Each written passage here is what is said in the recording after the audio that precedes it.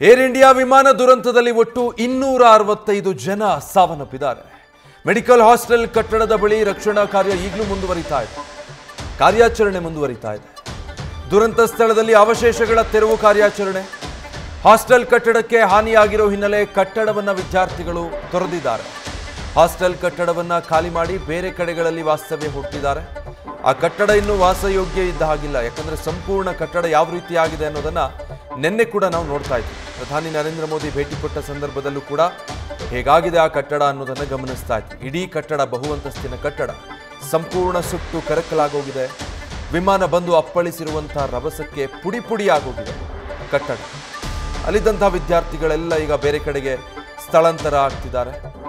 ಮತ್ತೊಂದು ಕಡೆ ಅಲ್ಲಿ ತೆರವು ಕಾರ್ಯಾಚರಣೆ ಇನ್ನೂ ಕೂಡ ಮುಂದುವರಿತಾನೆ ಇದೆ. ಸಂಪೂರ್ಣವಾಗಿ ಕ್ಲಿಯರ್ ಆಗಿಲ್ಲ. ದುರಂತ ನಡೆದಂತಹ ಸ್ಥಳದಲ್ಲಿ ಇನ್ನೂ ಕೂಡ ಅಲ್ಲಿ ತೆರವು ಕಾರ್ಯಾಚರಣೆ ಮುಂದುವರಿತಾನೆ ಇದೆ.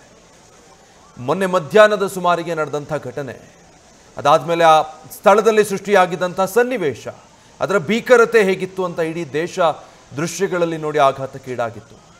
ಸೊ ಆ ಸ್ಥಳದ ದೃಶ್ಯ ನೀವೀಗ ಗಮನಿಸ್ತಾ ಇರೋದು.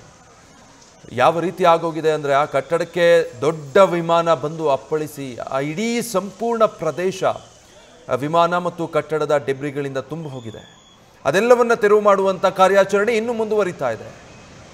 ಇನ್ನು ಆ ಬಹುಅಂತಸ್ತಿನ ಹಾಸ್ಟೆಲ್ ಕಟ್ಟಡ ಅಂತೂ ಸಂಪೂರ್ಣ ನಾಮಾವಶೇಷ ಅನ್ನೋ ಹಾಗಾಗೋಗಿದೆ. ಕಟ್ಟಡ ಹಾಗೆ ನಿಂತಿದೆ, ಆದರೆ ಅದರಲ್ಲಿ ಏನೂ ಉಳ್ಕೊಂಡಿಲ್ಲ. ಸುಟ್ಟು ಹೋಗಿದೆ. ಎಷ್ಟೋ ಕಡೆಗಳಲ್ಲಿ ಗೋಡೆಗಳು ನೆಲಕಚ್ಚಿದೆ.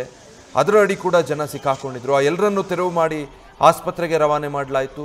ಮೃತದೇಹಗಳನ್ನು ಹೊರತೆಗೆದು ಆಸ್ಪತ್ರೆಯ ಶವಾಗಾರಕ್ಕೆ ರವಾನಿಸಲಾಯಿತು. ಸ್ಥಳದಲ್ಲಿ ಸಂಪೂರ್ಣ ತೆರವು ಕಾರ್ಯಾಚರಣೆ ಮುಗಿದಿದೆಯಾ ಅಂದರೆ ಇನ್ನೂ ಇಲ್ಲ. ಇನ್ನೂ ಸ್ಥಳದಲ್ಲಿ ತೆರವು ಕಾರ್ಯಾಚರಣೆ ಮುಂದುವರಿತಾನೆ ಇದೆ. ಎಡಭಾಗದ ದೃಶ್ಯ ನೀವು ಗಮನಿಸ್ತಾ ಇರೋದು, ಅದು ಇವತ್ತಿನ ದೃಶ್ಯ. ಆ ಘಟನೆ ನಡೆದಂಥ ಸ್ಥಳದಲ್ಲಿ ಸದ್ಯದ ಸಿಚುವೇಶನ್ ಏನಿದೆ ಅನ್ನೋದನ್ನ ಆ ದೃಶ್ಯದಲ್ಲಿ ನೀವು ಗಮನಿಸಬಹುದು. ಆ ಫ್ಲೈಟ್ನ ಪ್ರಮುಖ ಭಾಗ, ಮುಂಭಾಗ ಇರುತ್ತಲ್ಲ, ಅದು ಇನ್ನೂ ಸ್ಥಳದಲ್ಲಿ ಹಾಗೆ ಬಿದ್ದಿರೋದನ್ನು ಗಮನಿಸ್ತಾ ಇದ್ದೀರಾ. ಯಾವ ಭಾಗ ಮೊದಲಿಗೆ ಬಂದು ಆ ಕಟ್ಟಡಕ್ಕೆ ಡಿಕ್ಕಿ ಹೊಡೆದಿದೆಯಲ್ಲ, ಏರ್ ಇಂಡಿಯಾ AI-171 ಫ್ಲೈಟ್ನ ಆ ಮುಂಭಾಗ, ಅದು ಇನ್ನೂ ಸ್ಥಳದಲ್ಲಿ ಹಾಗೆ ಬಿದ್ದಿದೆ. ಅದನ್ನು ತೆರವು ಮಾಡೋದಕ್ಕೆ ಆಗಿಲ್ಲ. ಈ ಕಾರ್ಯಾಚರಣೆಗಳು ಇವತ್ತು ನಡೀತಾ ಇರುವಂಥದ್ದು. ಇದೆಲ್ಲ ಅಪಘಾತ, ದುರಂತ ಆದಂಥ ಸಂದರ್ಭದಲ್ಲಿ ಅಲ್ಲಿ ಯಾವ ರೀತಿ ಬೆಂಕಿ ಹತ್ತಿ ಉರಿತಾ ಇತ್ತು, ರಕ್ಷಣಾ ಸಿಬ್ಬಂದಿ ಅದನ್ನು ಹೇಗೆ ನಂದಿಸೋ ಪ್ರಯತ್ನ ಮಾಡ್ತಾ ಇದ್ರು ಅನ್ನೋದು ಮತ್ತೊಂದು ಕಡೆ ನೀವು ಗಮನಿಸ್ತಾ ಇದ್ದೀರಾ. ಈ ದುರಂತ ನಡೆದು 2 ದಿನ ಆಗ್ತಾ ಬಂತು. ಇವತ್ತಿಗೆ ಅಲ್ಲಿ ಪರಿಸ್ಥಿತಿ ಏನಿದೆ ಅನ್ನೋದನ್ನು ಎಡಭಾಗದ ದೃಶ್ಯದಲ್ಲಿ ನೀವು ಗಮನಿಸಬಹುದು.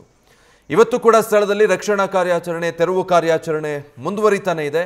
ಒಂದು ಬ್ಲ್ಯಾಕ್ ಬಾಕ್ಸ್ ಪತ್ತೆಯಾಗಿದೆ, ಮತ್ತು ಆಡಿಯೋ ರೆಕಾರ್ಡಿಂಗ್ ಕೂಡ ಒಂದು ಸಿಕ್ಕಿದೆ ಅನ್ನೋ ಮಾಹಿತಿ ಇದೆ. ಮತ್ತೊಂದು ಬ್ಲ್ಯಾಕ್ ಬಾಕ್ಸ್ ಇನ್ನೂ ಸಿಕ್ಕಿಲ್ಲ, ಅದಕ್ಕಾಗಿ ಹುಡುಕಾಟ ನಡೀತಾ ಇದೆ. ನೋಡಿ, ಇಂಥ ಪರಿಸ್ಥಿತಿ ಸ್ಥಳದಲ್ಲಿರೋದು. ಇದರ ನಡುವೆ ಬ್ಲ್ಯಾಕ್ ಬಾಕ್ಸ್ಗಾಗಿ ಹುಡುಕಾಟ ನಡೀತಾ ಇದೆ. ಇದೆಲ್ಲವನ್ನು ತೆರವು ಮಾಡಬೇಕಾಗಿರೋ ಕಾರ್ಯಾಚರಣೆ ಕೂಡ ಆಗ್ತಾ ಇದೆ. ನ್ಯೂಸ್ ಫಸ್ಟ್, ನಿರ್ಭೀತಿಯಿಂದ ನಿಮ್ಮ ಪರವಾಗಿ.